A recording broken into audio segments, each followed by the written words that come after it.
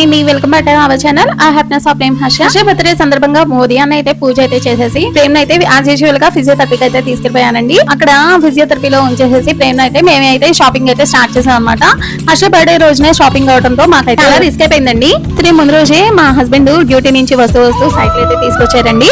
So cycle gift గా present చేశారనమాట. వచ్చే దానిలో టెంపుల్ కి అయితే వెళ్దాం అనుకున్నామండి. బట్ ఫిజియోథెరపీలో అయితే చాలా లేట్ అయిపోయింది. ఆల్మోస్ట్ 1:30 అయిపోయింది. ఇంకా షాపింగ్ కంప్లీట్ చేసుకుని వచ్చేసరికి ఫుల్ రెయిన్ అండి. వర్షంలో వచ్చేసరికి 2 o'clock అయిపోయిందండి. వచ్చి రాగానే కుకింగ్ అయితే స్టార్ట్ చేసేసాను అనమాట. పిల్లలకి అయితే ఏం వండలేదు కదండి. ఫిజియోథెరపీకి అయితే డైరెక్ట్ గా వెళ్ళిపోయాం కదా పూజ చేసుకొని.